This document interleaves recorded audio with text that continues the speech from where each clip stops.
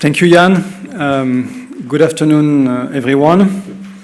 It's a great pleasure to be here and welcoming you to this year's European Civil Aeronautics Summit. It's really an honor to be gathering. It's moving. To be gathering such an audience, such a number of key stakeholders, European Parliament members, or members of the European Parliament, European Commission representatives, global regulators, one in particular, industry leaders, media, and a lot of colleagues. So that's really a unique opportunity to be doing this in this context.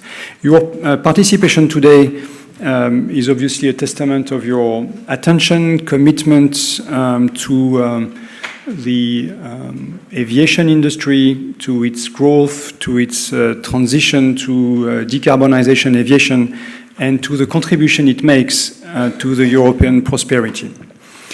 Indeed, and Jan, you said a few words about it, the aviation industry, aerospace, is a key contributor to prosperity, to growth, to having the other businesses being able to just work, operate, grow, and be global businesses on top of tourism, on top of being able to connect with friends and families.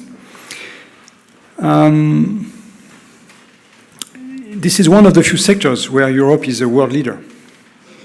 And that's something we should cherish, we should protect, we should defend, and actually we should support. It's one of the few sectors that drives innovation, technologies, prosperity. It's also a sector that is very connects to defense, because we are actually in the field of dual technologies where there is a lot of cross-fertilization, and defense plays a key role to the development of technologies that then go into civil aviation and vice versa. So at the moment where Europe is so challenged when it comes to security and defense, with the threats at the borders of Europe, it's really important to remember that gaining the scale and the investment that comes with civil aviation, with aeronautics, is a way to help for the competitiveness, the sovereignty of our security solutions. So these are technologies which are so-called dual-use technologies, and even if we have a civil aviation summit today, I think it's important to keep in mind that this is an ecosystem, and that protecting, nurturing the ecosystem, protecting it, making sure we do the right things, we take the right decision, is important. We are in a sector where demand is higher than supply. It's an amazing privilege to be in that situation. We have more demand for our products than what we can deliver. We've seen the backlogs in the different fields. I can speak for Airbus, growing very significantly. At Airbus, we have a backlog of 8,700 planes, where we produce roughly 770 a year. So it's more than 11, 12 years of backlog at the current set of production. It's an amazing situation. And we are in that situation for two reasons. The products are very attractive, they're very successful, but we have difficulties to supply. And the recovery in the post-COVID-19 world has been much more challenging. So there's a long way to go in supporting our supply chains, be them European or non-European, because we need as well the non-European supply chain to be fully efficient to support the growth and the development of the European aeronautics aviation industry. So that's something I wanted to share. Jan, you touch on safety. And thank you for having done this. We tend to take it for granted. It's not. It's not. And actually, I like to share a few figures just to remember what we have achieved, but also what is the size of the challenge that we're facing. As we speak, and just for Airbus, I will mention the Airbus figures, forgive me for this, but that's roughly half of the fleet. We have between 400 and 500,000 people in the air as we speak on an Airbus.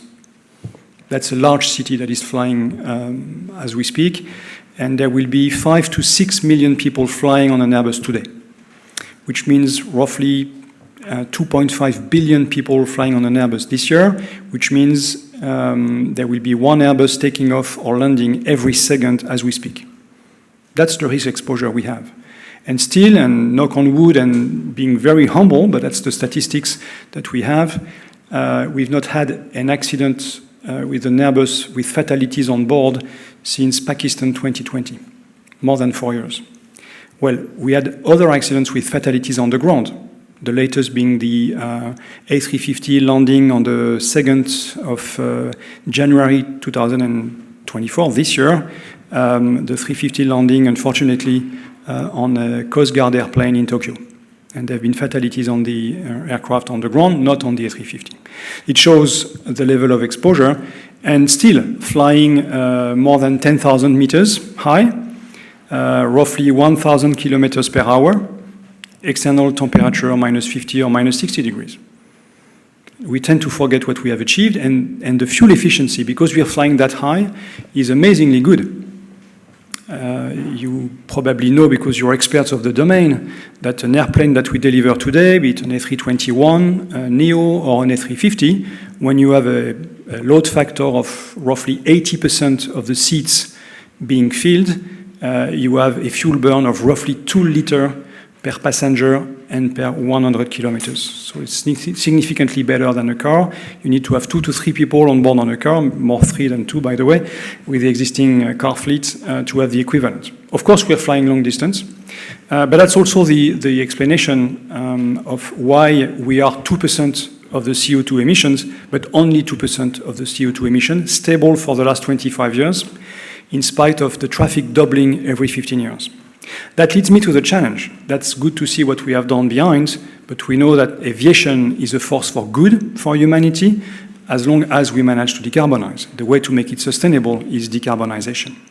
We've been successful in the first revolution of aviation with things heavier than airborne more than a century ago. We've been rather successful on making these things fly safely, as we said before, but it's something to be reminded every second of the day. We have been successful in driving this from a business for very few people to what I call the democratization of aviation. Everybody can take a flight. It's sometimes too cheap, as we hear sometimes, not expensive enough compared to what it is, but it shows the level of cost improvement and efficiency we've been able to drive. The next thing on the agenda, the fourth revolution, is decarbonization of aviation, and that's a big challenge. This sector is very important for Europe. We've been engaging very closely with European regulators, European bodies in the past years. Fit for 55, the Clean Deal, that was very important. Now we have a new thing on the agenda, that is the Clean Industrial Deal, recognizing the need to do better on competitiveness, to reindustrialize Europe, where actually in aeronautics we are a very big part of the European industry. We contribute positively to the trade balance. We are adding every year a lot of jobs. We had the opportunity this morning with Jan to present the facts and figures of the sector, and you see that we have added a lot of highly skilled jobs and jobs in general to the European sector.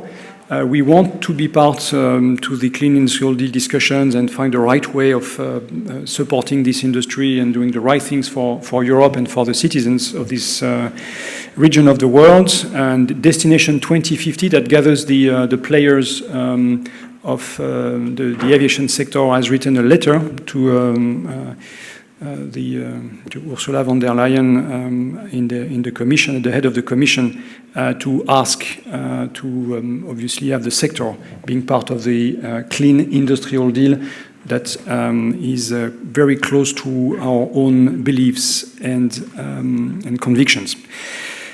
Well, thanks for being here with this diversity of origins and organizations you're working with. There's probably very few sectors that require that large and broad cooperation as aviation. Because it's an industry, it's a transport industry, it's an industry that is highly related to regulatory frameworks, to job, to security, but obviously as well to decarbonization and to the green transition that is at the core of what Europe is trying to achieve.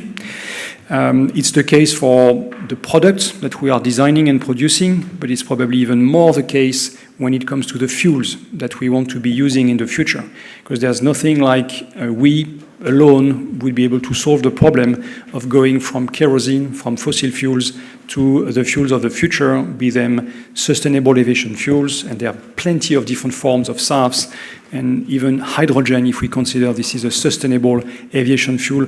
One day, it takes the regulatory framework, the policies of the governments and of Europe, obviously of plenty of other bodies around the world. It's a very global challenge, but also the fuel producers, the airlines, the airports, the manufacturers, obviously very broad and large set of players that need to coordinate and find the right way to accelerate. So I will be as short as now and to leave the room for plenty of other discussions.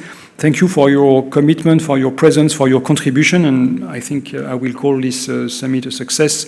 If we find ways to be inspiring, to be productive, to exchange ideas and move forward as much as we can as one body of thinking and ideas, because we need action, and it's really from the think tank to the do tank of people that find the ways against the many challenges we have in this complex, fast-changing world that is not always a friendly world, but we are Europe, we are European players, we are in a sector that has the privilege to be in the leadership seat, and we need to do the right things to keep going in that direction, and it's not something that is obvious, as we will see along the day. So thanks a lot. I hand over, I guess, back to you, Jan, or directly to the moderator. So that's enough of me, and thanks a lot. I wish you a very good afternoon. Thank you.